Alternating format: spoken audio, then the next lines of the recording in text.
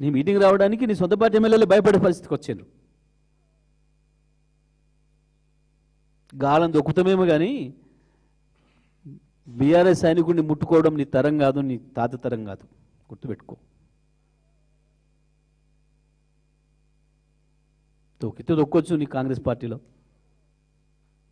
తెలుగుదేశంలో ఆనాడు వాళ్ళని దొక్కొచ్చు సీనియర్లను, ఇవాళ కాంగ్రెస్ పార్టీలో దొక్కొచ్చు. కానీ వాళ్ళందరూ కూడా చూస్తున్నారు సందర్భం ఎప్పుడు వస్తే నిన్ను ఎట్ట దొక్కాలనా అని. అప్పుడు అడ్రస్ కూడా మిగిలదు. రాజకీయాల్లో పదవులున్నా మాజీలైనా ప్రజలు గౌరవించే పద్ధతిలో ప్రవర్తించడం నేర్చుకోవాలి.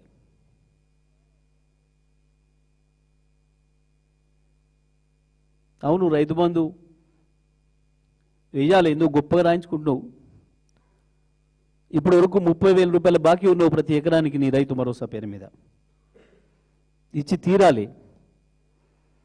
తెలంగాణ రైతాంగాన్ని కూడా విజ్ఞప్తి చేస్తున్నాం, రేపటి నుంచి వేయబోయేది కూడా ఇప్పటి వరకు బాకీ ఉన్నదే.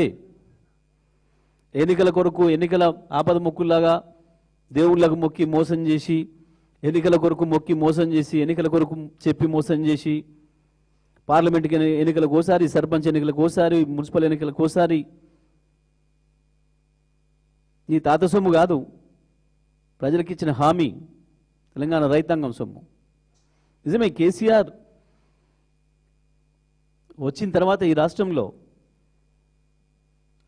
60,000 ఉన్న ఆదాయాన్ని, రాష్ట్ర ప్రభుత్వ ఆదాయాన్ని ఏడాదికి 3 లక్షలకు తెచ్చిండు. 1,12,000 ఉన్న తలసరి ఆదాయాన్ని 3.5 లక్షలకు పెంచిండు. 3.5 లక్షలు ఉన్న స్థిరాస్తిని, రాష్ట్ర ప్రభుత్వ స్థిరాస్తిని 15 లక్షలకు తీసుకొచ్చిండు. మీ ముఖానికి రూపాయి పెరగలే 2.5 ఏళ్లలో. ఇప్పటికీ వచ్చిన ఆదాయము నువ్వు తెచ్చిన అప్పులతో కలిపి 11 లక్షల రూపాయలు మీ బొక్కసాలకు చేరినాయి, ప్రజలకు చేరలే.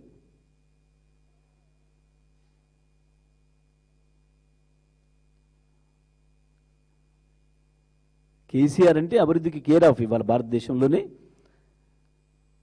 అభివృద్ధి గురించి ఎవరైనా మాట్లాడదలుచుకుంటే, అభివృద్ధి గురించి ఒక నమూనా తీసుకోదలుచుకుంటే అది కేసీఆర్ నమూనా, తెలంగాణ నమూనా. ఇప్పటికి కూడా మొత్తం భారతదేశంలో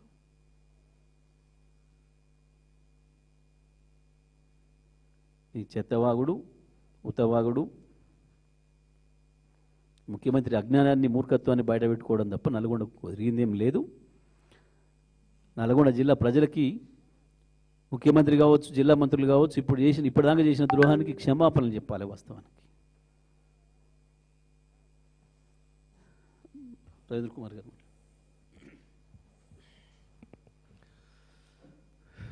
అందరికీ నమస్కారం.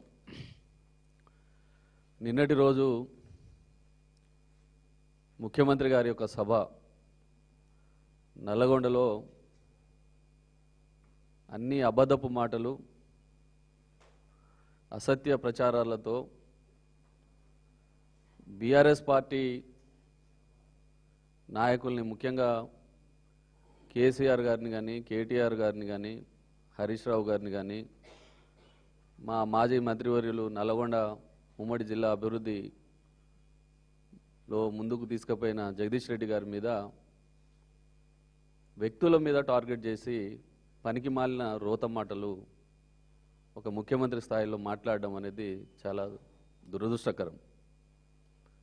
నల్లగొండ జిల్లాలో ఎప్పటి నుంచో కాంగ్రెస్ పార్టీ బలంగా ఉన్నది. కాంగ్రెస్ పార్టీ శాసనసభ్యులు సరే ఈసారి ఏదో ఒక పద్ధతుల్లో గెలిచిన అభివృద్ధి విషయంలో, ఆయా నియోజకవర్గాల్లో జరిగే అభివృద్ధి విషయంలో మా ప్రభుత్వం వచ్చిన తర్వాత ఈ కార్యక్రమాలు జరిగినాయని చెప్పుకోవడంలో తప్పు లేదు. ఏం చేసిరో చెప్పడానికి లేదు ఇంకో 2 సంవత్సరాలు మా ప్రభుత్వం ఉంటుంది, ఈ ఫలానా కార్యక్రమాలు పూర్తి చేస్తాం, లేకపోతే ఈ నల్గొండ జిల్లాకు సంబంధించిన ఈ సమస్యల పరిష్కారం కొరకు మా ప్రభుత్వం ఈ నిర్ణయాలు తీసుకున్నామని చెప్తే తప్పులేదు. కానీ వ్యక్తిగతమైన దూషణలు ఏం మాట్లాడతారండి? ఇప్పుడే పెద్దలు జగదీష్ రెడ్డి గారు చెప్పినట్టుగా వ్యక్తుల ఆకారాల మీద ఆయన మాట్లాడడానికి సోయి ఉండాలి. ఆయన ఏమన్నా అజానుభావుడా? ఏం మాట్లాడతాడో, ఏం భాష అది? ఒక ముఖ్యమంత్రి మాట్లాడే భాషన అది?